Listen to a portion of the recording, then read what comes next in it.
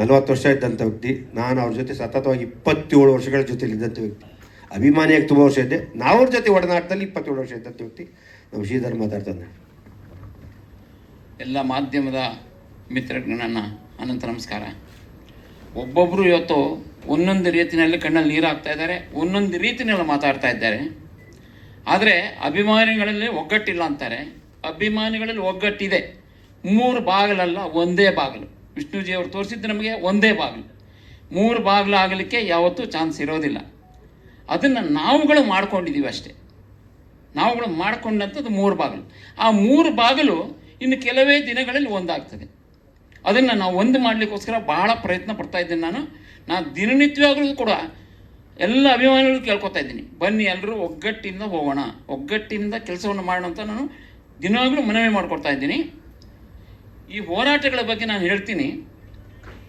ಈ ಅಭಿಮಾನಿ ಸ್ಟುಡಿಯೋ ಗೊಂದಗಳು ಯಾವಾಗ ಸ್ಟಾರ್ಟ್ ಆಯಿತೋ, ಮೈಸೂರಿಗೆ ಸ್ಥಳಾಂತರ ಅನ್ನುವಂಥ ಮಾತು ಯಾವಾಗ ಬಂತೋ ಅವತ್ತಿನಿಂದ ನಾನಾಗಿರ್ಬೋದು, ರಾಜುಗೌಡರಾಗಿರ್ಬೋದು, ಕೆ ಮಂಜುವರಾಗಿರ್ಬೋದು, ನಮ್ಮ ಲಾಯರ್ಸ್ ಆಗಿರ್ಬೋದು, ಹಾಗೂ ನಮ್ಮ ಸಂಘಟನೆಯವರಾಗಿರ್ಬೋದು, ನಮ್ಮ ವಿಷ್ಣು ಪುಣ್ಯಭೂಮಿ ಟ್ರಸ್ಟಿನ ವತಿಯಿಂದ ನಿರಂತರವಾದ ಒಂದು ಕಾನೂನಿನ ಹೋರಾಟವನ್ನು ಮಾಡ್ಕೊಂಡು ಬಂದ್ವಿ. ಕಾನೂನಿನ ಹೋರಾಟವೂ ಅಲ್ಲದೆ ಉಪವಾಸ ಸತ್ಯಾಗ್ರಹವನ್ನು ಮಾಡಿದ್ವಿ. ಕೆಲವೊಂದು ಎಲ್ಲ ಜಿಲ್ಲೆಗಳಿಗೂ ಹೋರಾಟವನ್ನು ಮಾಡಿದ್ವಿ. ಹೋಗಿ ಮಠಗಳ ಮಾನ್ಯಗಳಿಗೆ ಹೋಗಿ ಹೋರಾಟವನ್ನು ಮಾಡಿದ್ವಿ. ಸ್ವಾಮೀಜಿಗಳ ಆಶೀರ್ವಾದವನ್ನು ಪಡೆದ್ವಿ. ಸ್ವಾಮೀಜಿಗಳನ್ನು ಸಪೋರ್ಟ್ ತೊಗೊಂಡ್ವಿ. ಸ್ವಾಮೀಜಿಗಳು ಎಲ್ಲರೂ ಅಂತ ಹೇಳ್ತಾ ಇದ್ರು, ಆ ಪುಣ್ಯದ ಮಾಡಿರ್ತ ಅಂತ್ಯ ಸಂಸ್ಕಾರವನ್ನು ಮಾಡಿರ್ತದಲ್ಲ ಆ ಜಾಗದಲ್ಲೇ ಆಗಬೇಕು, ನಿಮಗೆ ನಾವು ಸಂಪೂರ್ಣವಾದಂಥ ಬೆಂಬಲವನ್ನು ಕೊಡ್ತೀನಿ ಅಂತ ಕೂಡ ಹೇಳಿದ್ರು. ನಮಗೆ ಕರ್ನಾಟಕದಾದ್ಯಂತ ಎಲ್ಲರೂ ಹೇಳಿದ್ದಾರೆ ನಮಗೆ. ಆದರೆ ಸರ್ಕಾರ ನಮಗೆ ಮೋಸ ಮಾಡಿಬಿಡ್ತು. ಪ್ರತಿಯೊಂದು ವಿಧದಲ್ಲಿಯೂ ಸಹ ವಿಷ್ಣುಜಿಯವರನ್ನು ಯಾವುದೇ ರೀತಿಯಲ್ಲಿ ಒಂದು ಮೇಲೆ ಬೆಳಲಿಕ್ಕೆ ಬಿಡಲಿಲ್ಲ, ಎಲ್ಲ ರೀತಿಯಲ್ಲೂ ಬಿಡಲಿಲ್ಲ. ಸರ್ಕಾರ ಕೂಡ ತುಳಿತಾ ಇದೆ.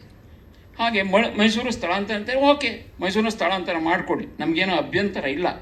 ಮೈಸೂರಿನಲ್ಲಿ ಆಯಿತು, ಭಾಳ ವಿಜೃಂಭಣೆಯಿಂದ ಮಾಡಿದ್ರು, ಓಕೆ. ಅದಕ್ಕೆ ಹೋರಾಟವನ್ನು ಮಾಡಿದ್ರು ರಾಜುಗೌಡರು. ಅಲ್ಲೂ ಕೂಡ ಆಗಲಿಲ್ಲ. ಸ್ವತಃ ರೈತರು, ಇದಕ್ಕೆ ನಾನು ಹೋಗಿದ್ದೆ ಇಲ್ಲಿಗೆ, ರೈತರ ಮನೆಗಳಿಗೆ ಹೋಗಿ ಅವ್ರ ಕಾಲಿಡಿದು ನಾನು ಕೇಳ್ಕೊಂಡಿದ್ದೀವಿ. ನಾವು ಯಾವುದೋ ಕಾರಣಕ್ಕೂ ಇದು ಮಾಡಬೇಡಿ ಅನ್ನೋದಕ್ಕೂ ನಾನು ಕೂಡ ಹೋಗಿ ಮಾಡಿದ್ವಿ. ಅಲ್ಲಿ ಉಪವಾಸ ಕೂಡ ರಾಜುಗೌಡರು ಅಲ್ಲಿ. ನಂತರ ದಿನಗಳಲ್ಲಿ ಅದನ್ನು ಡಿ ಸಿ ಮೀಟ್ ಮಾಡ್ತಾರೆ, ಅಲ್ಲಿ ಇದಾಯಿತು. ಇವತ್ತು ಸರ್ಕಾರಿಯ ಇದಕ್ಕೆ ಸಂಬಂಧಪಟ್ಟಂಥ ಇಲಾಖೆಗಳು ಯಾವುದ್ಯಾವುದೇ ಅದು ರಾಜುಗೌಡರು ದಿನ ಬೆಳಗಾದಲ್ಲಿ ಇರ್ತಾರೆ. ಎಲ್ಲ ಇಲಾಖೆಗಳಲ್ಲೂ ಸಹ ದಾಖಲಾತಿಗಳಿದೆ. ಅದನ್ನು ಅಭಿಮಾನಿಗಳು ಅರ್ಥ ಮಾಡ್ಕೋಬೇಕು, ಅಭಿಮಾನಿಗಳು ಸಪೋರ್ಟ್ ಮಾಡಬೇಕು ನಮ್ಮ ಜೊತೆ ನಿಂತು. ಯಾಕೆ ಮಾಡ್ತಾ ಇಲ್ಲ ನೀವು? ನಿಮ್ಮದೇ ಆದಂಥ ಒಂದು ಸಂಘ ಸಂಸ್ಥೆಗಳಿದೆ, ಅದು ಮಾಡ್ಕೊಳ್ಳಿ. ಅಲ್ಲಿ ಮಾಡಿ ಬೇಡ ಅಂತ ಹೇಳಿದಿಲ್ಲ. ಈ ಒಂದು ವಿಷ್ಣುಜಿಯವರ ಒಂದು ಸ್ಮಾರಕ ಅಂತ ಬಂದಾಗ ಎಲ್ಲರೂ ಒಗ್ಗಟ್ಟಿನಿಂದ ಹೋರಾಡುವ ಒಂದು ಕೆಲಸವನ್ನು ನಾವು ಮಾಡೋಣ. ಯಾಕೆ ನೀವು ಬರ್ತಾ ಇಲ್ಲ? ಬನ್ನಿ, ಎಲ್ಲರೂ ಒಗ್ಗಟ್ಟಿನಿಂದ ಮಾಡೋಣ. ನಂದು ಬೇರೆ ನಿಂದು ಬೇರೆ ಅಂತ ಮಾಡ್ಕೊಂಡು ಹೋಗೋದು ಬೇಡ. ಯಾಕೆಂದರೆ ಸಂಪೂರ್ಣವಾದ ಒಂದು ದಾಖಲಾತಿಗಳನ್ನ ಇವತ್ತು ರಾಜಗೌಡರು ಇಟ್ಕೊಂಡಿದ್ದಾರೆ. ನಿರಂತರವಾಗಿ ನಾವು ಕಾನೂನು ಪ್ರಕಾರ ಏನು ಮಾಡಬೇಕು ಅದನ್ನು ಮಾಡ್ತಾನೆ ಇದ್ವಿ, ಹೋರಾಟವನ್ನು ಮಾಡ್ತಾನೆ ಇದ್ವಿ, ಮುಂದಿನ ದಿನಗಳು ಕೂಡ ಮಾಡ್ತೀವಿ. ಡಿ ಸಿ ಅವ್ರು ಬಂದು ಸರ್ವೆ ಮಾಡ್ತಾರೆ. ನಮ್ಮ ಮಂಜಣ್ಣ ಕೂಡ ಇದ್ದರು, ಡಿ ಸಿ ಅವ್ರ ಆವಾಸಕ್ಕೆ ಬಂದಿದ್ದರು. ಮಾರನೇ ದಿವಸ ಹೋದ್ವಿ, ಅಲ್ಲೂ ಕೂಡ ಮಂಜಣ್ಣ ಕೂಡ ನಿಂತ್ಕೊಂಡು ಸ್ವತಃ ಡಿ ಸಿ ಅವರು ಶಂಕರವರೇ ಬಂದು ಸರ್ವೆ ಮಾಡಿ 10 ಗುಂಟೆ ಜಾಗವನ್ನು ಇದು ಮಾಡ್ತಾರೆ. ಅವ್ರು ಹೇಳಿ ಅಷ್ಟು ಕೊಡ್ಲಿಕ್ಕೆ ಆಗಲ್ಲ ಅಂತ ಅಭಿಮಾನ್ ಸ್ಟುಡಿಯೋದ ಕಾರ್ತಿಕ್ ಅವ್ರು ಹೇಳ್ತಾರೆ, ಇಲ್ಲ ಇಷ್ಟು ಬೇಕು ನಮಗೆ ಅಂತ ಡಿ ಸಿ ಅವ್ರು ಕೇಳ್ತಾರೆ. ಕೇಳಿಬಿಟ್ಟು ಒಂದು ಸರ್ವೆ ಮಾಡಿಬಿಟ್ಟು ಅವರೇ ಪತ್ರವನ್ನು ಬರೆದು ಕೊಡ್ತಾರೆ ಡಿ ಸಿ ಆಫೀಸ್ನಲ್ಲಿ. ಮಂಜಣ್ಣ ಕೂಡ ಜೊತೆಗೆ ಇದ್ದು ನಮ್ಮ ಜೊತೆಗೆ. ನಂತರ ದಿನಗಳು ಮಂಜಣ್ಣ ಪಾಪ ಅವರು ಕೆಲಸಗಳ ನಂತರ ದೂರ ಆದರು. ಅನಂತರ ಈಗ ಮೊನ್ನೆ ಅಭಿಮಾನ್ ಸ್ಟುಡಿಯೋದಲ್ಲಿ ಇರ್ತಕ್ಕಂಥ ಅವರ ಸಮಾಧಿ ಏನಿದೆ ಅದನ್ನು ಧ್ವಂಸ ಮಾಡ್ತಾರೆ. ರಾತ್ರೋರಾತ್ರಿ ವರಮಹಾಲಕ್ಷ್ಮಿ ಹಬ್ಬದ ದಿವಸ ಧ್ವಂಸ ಮಾಡ್ತಾರೆ. ಯಾಕೆಂದರೆ ಹಬ್ಬದ ದಿವಸ ಯಾರು ಬರಲ್ವಲ್ಲ ಜನಗಳನ್ನು, ಆ ಒಂದು ಉದ್ದೇಶಕ್ಕೋಸ್ಕರ ಇರ್ಬೋದು, ಅದನ್ನು ಧ್ವಂಸ ಮಾಡ್ತಾರೆ. ಆ ಧ್ವಂಸ ಮಾಡಿದ್ದು ಪ್ರತಿಯೊಬ್ಬರಿಗೂ ಅದು ಕಣ್ಣಲ್ಲಿ ನೀರು ಹಾಕುವಂಥ ಒಂದು ಕೆಲಸವನ್ನು ಮಾಡುತ್ತೆ. ನಾನು ತಕ್ಷಣ ಗೊತ್ತಾಕ್ಷಣ ಹೋದೆ, ಅಲ್ಲಿ ನೋಡ್ತೀನಿ, ನನ್ನ ಕಣ್ಣಲ್ಲಿ ನೀರು ಬರ್ತಾ ಇದೆ. ಅವತ್ತು ಲಕ್ಷಾನುಗಟ್ಟಲೆ ಜನ ಇರಬೇಕಾದ್ರೆ ಅಂತ್ಯ ಸಂಸ್ಕಾರವನ್ನು ಮಾಡುವಂತಹ ನನಗೆ ಒಂದು ಆ ಪುಣ್ಯ ಸಿಕ್ಕಿದ್ದು ನನಗೆ, ನನ್ನ ಅದೃಷ್ಟ. ನನಗೆ ಯಾವ ಪುಣ್ಯ ನನಗೆ ಗೊತ್ತಿಲ್ಲ. ಅವರ ತಾಯಿಯವರ ಒಂದು ಆಶೀರ್ವಾದ ಇರ್ಬೋದು, ಅವರ ಅಣ್ಣ ತಮ್ಮಂದಿರ ಒಂದು ಆಶೀರ್ವಾದ ಇರ್ಬೋದು, ಆ ಆಶೀರ್ವಾದದಿಂದ ನನಗೆ ಅದೊಂದು ಸಿಕ್ತು. ಅವರು ಆ ತಂದೆಯ ಸ್ಥಾನವನ್ನು ಕೊಟ್ಬಿಟ್ಟು ಹೋಗ್ತಾರೆ ನನಗೆ. ಅದಕ್ಕೆ ನಾನು ಚಿರಋಣಿಯಾಗಿದ್ದೇನೆ. ಯಾವುದೇ ಕಾರಣಕ್ಕೂ ಸಹ ಆ ಅಂತ್ಯ ಸಂಸ್ಕಾರವಾದಂಥ ಜಾಗವನ್ನು ನಾವು ಬಿಟ್ಕೊಡೋದಿಲ್ಲ ಅಂತ ಹೇಳಲಿಕ್ಕೆ ನಾನು ಬಯಸ್ತಾ ಇದ್ದೇನೆ. ಮಂಜಣ್ಣವ್ರದ್ದು ಇವತ್ತು ಸಿನಿಮಾ ಎಲ್ಲ ವಿಧ ಭಾಗಗಳಲ್ಲಿಯೂ ಸಹ ಅವರು ಸಪೋರ್ಟನ್ನು ಮಾಡ್ತೀನಿ ಅಂತ ಹೇಳಿದ್ದಾರೆ ಮಂಜಣ್ಣವರು. ಅವ್ರು ಮುಂದಿನ ದಿನಗಳಲ್ಲಿ ಎಲ್ಲವೂ ಮಾಡಲಿ, ನಾವು ಸಹ ಭಾಳ ಸಂತೋಷದಿಂದ ಮಾಡ್ತೀವಿ. ಯಾವುದೇ ಕಾರಣಕ್ಕೂ ನಾವು ಬಿಟ್ಕೊಡೋದಿಲ್ಲ, ಆ ಜಾಗದಲ್ಲಿ ಆಗಬೇಕು. ಆ ಅಂತ್ಯ ಸಂಸ್ಕಾರ ಜಾಗ ಏನಿದೆ ಅದೊಂದು ದೊಡ್ಡ ಶಕ್ತಿ ಸ್ಥಳ. ಅದು ಆ ಶಕ್ತಿ ಸ್ಥಳದಲ್ಲಿಯೇ ಆಗಬೇಕು. ಇವಾಗ ಮೈಸೂರಿನಲ್ಲಿ ಮಾಡಿದ್ದಾರೆ. ಮೈಸೂರು ನಾನು ಎಷ್ಟೋ ಜನ ಕೇಳಿದ್ರು, ಮೈಸೂರಿಗೆ ಬನ್ನಿ ಅಣ್ಣ, ಹೋಗೋಣ ಇದು ಆಗ್ತಾ ಇದೆ ಇವತ್ತು ಅಂತ ಹೇಳಿದ್ರು. ನಾನು ಒಂದು ಮಾತನಾಡಿದೆ, ಇಲ್ಲ ಆಗೋವ್ರಿಗೆ ನಾನು ಅಲ್ಲಿ ಬರೋದಿಲ್ಲ ಅಂತ ಹೇಳಿದೆ. ಇಲ್ಲಿ ಯಾವತ್ತಾಗುತ್ತೋ ಅವತ್ತಿನ ದಿವಸ ನಾನು ಹೋಗ್ತೀನಿ, ರಾತ್ರಿ ಆದರೂ ಪರವಾಗಿಲ್ಲ, ಅವತ್ತಿನ ದಿವಸ ಹೋಗ್ತೀನಿ ನಾನು. ಇಲ್ಲಾಗಲಿ ಫಸ್ಟು ಈ ಜಾಗದಾಗ ಏನಿದೆ ಇದೊಂದು ದೊಡ್ಡ ಶಕ್ತಿ ಸ್ಥಳ. ಯಾಕೆಂದರೆ ಭಾಳಷ್ಟು ಅಭಿಮಾನಿಗಳಿಗೆ ಅಲ್ಲಿ ಒಳ್ಳೆಯದಾಗಿದೆ, ತುಂಬ ಜನಗಳಿಗೆ ಒಳ್ಳೆಯದಾಗಿದೆ. ಏನೇನು ಕೇಳ್ಕೊತಾರೆ ಅದಾಗಿದೆ ಅಭಿಮಾನಿಗಳಿಗೆ. ನಂತರ ಭಾಳಷ್ಟು ಜನ ಹೇಳ್ಕೊಂಡ್ರು. ಮೊನ್ನೆ ಬಂದಿದ್ದರು ಬೆಳಗಾವಿನ ಒಂದು 4 ಜನ ಮಹಿಳೆಯರು ಬಂದಿದ್ದರು. ಅವ್ರು ಹೇಳ್ತಾರೆ, ಅಣ್ಣ ನಾವಿದ್ದೀವಿ ನಿಮ್ಮ ಜೊತೆಗೆ, ಈ ಜಾಗನ ಮಾತ್ರ ಬಿಟ್ಕೊಡ್ಬೇಡಿ, ಹೋರಾಟ ಮಾಡಿ, ನಿಮಗೇನು ಬೇಕು ಸಹಾಯ ನಾವು ಮಾಡ್ತೀವಿ, ನಿಮ್ಗೆ ಹಣ ಬೇಕಾ ನಾವು ಕೊಡ್ತೀವಿ ಎಂದು ಕಣ್ಣಲ್ಲಿ ನೀರು ಹಾಕೊಂಡು ಹೇಳ್ತಾರೆ. ಯಾವುದೇ ಕಾರಣಕ್ಕೂ ಬಿಡಬೇಡಿ, ಎಲ್ಲಿ ಹೋರಾಟ ಮಾಡಬೇಕು, ನಮ್ಮ ಪ್ರಾಣ ಬೇಕಾದ್ರೂ ಕೊಡ್ತೀವಿ ಅಂತಾರೆ. ಇಂಥ ಒಂದು ಸ್ಥಿತಿಗೆ ಇವತ್ತು ಸರ್ಕಾರ ನಮ್ಮನ್ನು ತಂದಿಟ್ಟಿದೆ. ಮುಂದೆ ಸರ್ಕಾರಕ್ಕೆ ನಾವು ಎಚ್ಚರಿಕೆಯನ್ನು ಕೊಡ್ತಾ ಇದ್ದೀವಿ, ಇದಕ್ಕೆ ಯಾವುದೇ ಮಾಡಬೇಡಿ, ಈ ಥರದ್ದು ಯಾವುದು ನೋವಾಗುವಂಥ ಕೆಲಸವನ್ನು ಮಾಡಬೇಡಿ ಅಂತ ಹೇಳ್ಬಿಟ್ಟು. ಇದನ್ನು ಮಾಡ್ಬೋದಾಗಿತ್ತು, ಯಾವಾಗಲೂ ಮಾಡ್ಬೋದಾಗಿತ್ತು. 2 ಎಕರೆ ಜಮೀನನ್ನ ಅವತ್ತಿನ ದಿನ ಅನೌನ್ಸ್ ಮಾಡ್ತಾರೆ, ಹಣವನ್ನು ಕೂಡ ಶಾಂಕ್ಷನ್ ಮಾಡ್ತಾರೆ. ಸ್ವತಃ ಮುಖ್ಯಮಂತ್ರಿಗಳೇ ಯಡಿಯೂರಪ್ಪನವರೇ ನಿಂತ್ಕೊಂಡು ಮಾಡ್ತಾರೆ. ಅಲ್ಲಿ ಎಲ್ಲ ಕಾರ್ಯಗಳನ್ನ ಸರ್ಕಾರವೇ ನಿಂತ್ಕೊಂಡು ಮಾಡುತ್ತೆ. ಆದರೆ ಸರ್ಕಾರಕ್ಕೆ ಯಾವುದೇ ಮಾಹಿತಿ ಇಲ್ಲದೇ ಇದನ್ನು ಮಾಡ್ಬೋದಾಗಿತ್ತಲ್ಲ ಸರ್ಕಾರ ಮನ್ಸು ಮಾಡಿದ್ರೆ ಒಂದು ದಿವಸದ ಕೆಲಸ ಅದು ಎಲ್ಲ ಮಾಡ್ಬೋದು. ಮಾಡೋದಿಲ್ಲ. ಯಾಕೆ ಮಾಡೋದಿಲ್ಲ?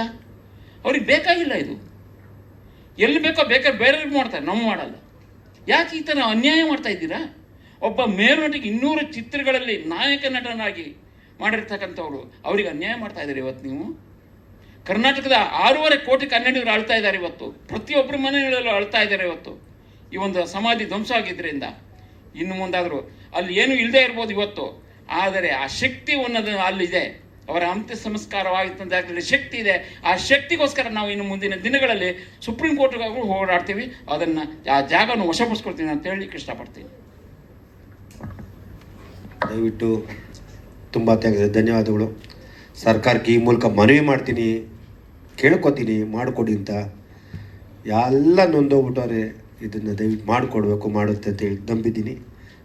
ಥ್ಯಾಂಕ್ ಯು, ಧನ್ಯವಾದಗಳು. ಒಂದು ಇದರಲ್ಲಿ ನೋಡಿಲ್ಲ. ಮಂಜು ಸರ್ ಅವರು ಇವತ್ತು ಬಂದರು, ಇವತ್ತು ಆವೇಶದಿಂದ ಎಲ್ಲರೂ ಮಾತಾಡ್ತಾ ಇದ್ದಾರೆ. ಅದಕ್ಕೆ ಖರ್ಚು ಮಾಡ್ತಾ ಇರೋದು ಯಾರು ಅಂತ ಗೊತ್ತಾ ನಿಮಗೆ? ಹೋರಾಟ ಮಾಡ್ತಾ ಇರೋದು. ಇವತ್ತು ಪತ್ರಗಳು ಒಂದೊಂದು ಪೇಪರ್ ನಮ್ಮ ಹತ್ರ ದಾಖಲಾತಿ ಇದೆ. ಅಭಿಮಾನಿಗಳು ಇವಾಗ ಬನ್ನಿರಿ, ಕೇಳ್ರಿ ನಮ್ಮನ್ನ, ನೋವೇನಾಗ್ತಾ ಇದೆ ಅಂತ. ಯಾರಿಗೂ ಗೊತ್ತಿಲ್ಲ.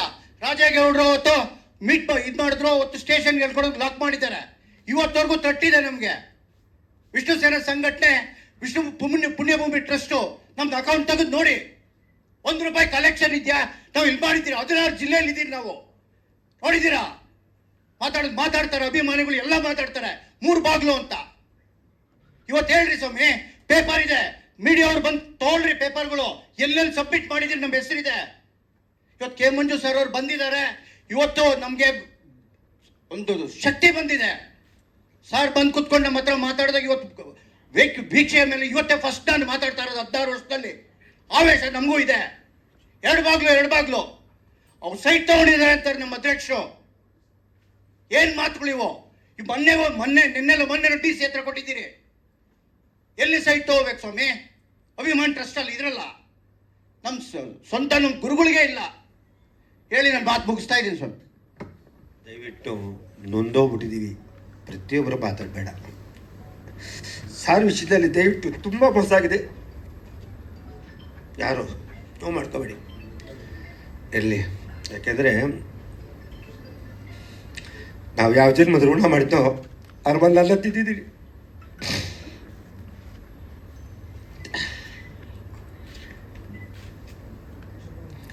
ಇರಲಿ, ಎಲ್ಲ ಹೋರಾಟ ಅವ್ರಿಗೋಸ್ಕರ. ಎಲ್ಲ ಅಭಿಮಾನಿ ದಯವಿಟ್ಟು ಪಾಪ ಎಲ್ಲರೂ ಪ್ರತಿಯೊಬ್ಬರು ವಿಷ್ಣು ಸರ್ವಿಸದಲ್ಲಿ ಯಾವ ಯೋಚನೆ ಮಾಡ್ದಲೇ ಎಲ್ಲ ರೀತಿ ತ್ಯಾಗ ಮಾಡ್ತಾರೆ. ಆ ಮನುಷ್ಯ ಸಂಪಾದನೆ ಮಾಡಿದಂತೆ ಆಸ್ತಿ ಮಾಡಲಿಲ್ಲ, ಅಂದಾಜು ಮಾಡಲಿಲ್ಲ, ಅಭಿಮಾನಿಗಳು ಸಂಪಾದನೆ ಮಾಡಿದ್ರು. ಬರ್ತಡೇ ದಿನ ಮಳೆ ಜೋರ ಬರ್ತಾರೆ, ಆ ಮಕ್ಕಳು ಕರ್ಕೊಂಡು ಕಾಲ ಕೊಟ್ಕೊಂಡು ಅಭಿಮಾನಿಗಳು ಬರೋರು ಕಣ್ಣಲ್ಲಿ ನೀರು ಹಾಕೋದು ಕೂತ್ಕೊಂಡು, ನಾನೇನು ಸಂಪಾದನೆ ಮಾಡ್ತೀನಿ, ಯಾವುದಕ್ಕೋಸ್ಕರ ಇಷ್ಟು ಬರ್ತಾರೆ ಅನ್ನೋರು. ನಾನು ಜೊತೆಲಿ ನನಗೊತ್ತು ಆ ಪ್ರೀತಿ. ನಾನು ಇವ್ರಿಗೆ ಏನು ಮಾಡ್ತೀನಿ ಅಂದರು ಅಂತ ಮಾವನಿಗೆ ರೀತಿ ಮಾಡಬಾರ್ದು. ದಯವಿಟ್ಟು ಮಾಡಿಬಿಡಿ. ಕೈ ಒತ್ತಿಗೆ ಕೊತ್ತೀನಿ, ನೀವು ಮಾಡ್ತೀವಿ ಅಂದರೆ ಮುಂದೆ ಬೇರೆ ರೀತಿ ಆಗುತ್ತೆ ಅಂತ ಹೇಳೋಕ್ಕೆ ಇಷ್ಟಪಡ್ತೀನಿ. ದಯವಿಟ್ಟು ಪ್ಲೀಸ್, ಎಲ್ಲರಿಗೂ ನೋವಿದೆ, ತುಂಬ ಅಭಿಮಾನ ನೋವಿದೆ. ಆದರೆ ನಮಗೋಸ್ಕರ, ನಮ್ಮ ತೇವಳಿಗೋಸ್ಕರ ಯಾರು ಮಾತಾಡಬೇಡ. ಇವತ್ತಿಂದ ದಯವಿಟ್ಟು ಎಲ್ಲ ಒಗ್ಗಟ್ಟಾಗಿ, ಯಾರೇ ಆಗಲಿ, ಇವತ್ತೆಲ್ಲ ಇಷ್ಟು ದಿನ ಇವ್ರು ಕರ್ಕೊಂಬಂದಿದ್ದು, ಇವರೆಲ್ಲ ಮಾಡ್ಕೊಂಬಂದಿದ್ದು ನಾನು ಇವತ್ತು ಬಂದು ಲಾಯರ್ ಬಿಟ್ಟು ಮಾಡಿದೆ. ಯಾಕಂದರೆ ನಮ್ಮನ್ನು ಒಂದೋಗ್ಬಿಟ್ಟು ಇದೆಲ್ಲ ಗೊತ್ತಿತ್ತು. ನಾನು ಇವತ್ತು ಗಟ್ಟ ನಾನು ಮೈಸೂರು ಕಾಲು ಇಟ್ಟಿಲ್ಲ ಅಂದರೆ ಅಂತ ಕೇಳಿ ನನಗೆ ಅದೇ ಜಾಗ ಬೇಕು ಅಂತ ಅಷ್ಟೇ. ಯಾರೆಲ್ಲರೂ ಮಾಡಲಿ, ದಯವಿಟ್ಟು ಇವತ್ತು ಮಾತಾಡಿದ್ರೆ ನಮ್ಮ ಅಭಿಮಾನಿಗಳಿಬ್ಬರು ಆಕ್ರೋಶ ಮಾತಾಡೋರು, ನೋವಿದೆ, ಅವರೆಲ್ಲ ಇದೆ. ಇವತ್ತು ಹೇಳ್ತಾರೆ, ಯಾರು ತುಂಬ ಜನ ಮಂಡ್ಯದಲ್ಲಿ ಹೇಳ್ತಾರೆ ನಾನು ಅಷ್ಟು ವರ್ಷ ಇದ್ದೆ, ಎಲ್ಲ ಇದ್ದಾರೆ. ಒಂದು ವರ್ಷ ಬಂದವನಷ್ಟೇ, ಒಂದಿನ ಬಂದು ಅವನ ಅಭಿಮಾನಿನೇ, ಅವನ ಭೇದ ಭಾವ ಮಾಡಲ್ಲ. ಆದರೆ ದಯವಿಟ್ಟು ಸುಮ್ಮನೆ ಏನೇನು ಅನ್ಬೇಡಿ, ಪ್ರತಿಯೊಬ್ಬರ ಜೊತೆಲಿರೋಣ. ನಿಮ್ಮ ಶಕ್ತಿ ನಮ್ಮ ಸಾರ್ಥ ಆ ಇದಕ್ಕೆ ಆಗಲಿ ಅಂತ ನಾನು ಭಗವಂತನ ಪ್ರಾರ್ಥನೆ ಮಾಡ್ತೀನಿ. ಕಾನೂನು ಒಟ್ಟು ನಂಬಿಕೆ ಇದೆ, ಕಾನೂನು ಮತ್ತು ಸರ್ಕಾರ ಎರಡು ಮಾಡಿಕೊಡ್ತದೆ ಅಂತ. ಇದಕ್ಕೆ ಮುಂದಕ್ಕೆ ಏನು ಮಾಡಬೇಕು ಯೋಚನೆ ಮಾಡ್ತೀವಿ. ನಿಮ್ಮೆಲ್ಲರೂ ಬಂದಿದ್ದಕ್ಕೆ ಧನ್ಯವಾದಗಳು, ಥ್ಯಾಂಕ್ ಯು. ಎಲ್ಲರಿಗೂ ನಮಸ್ಕಾರ. ನಮ್ಮ ಶ್ರೀಧರ್ ಮಾತಾಡ್ತಾರೆ, ನಮ್ಮ ಇಷ್ಟು ಸಾರ್ಥ ಮದಿಗೆ ಚಿತೆ ಮಾಡ್ದ. ಆ್ಯಕ್ಚುಲಿ ಇವನು ನಿಜವಾದ ದತ್ತು ಮಗ.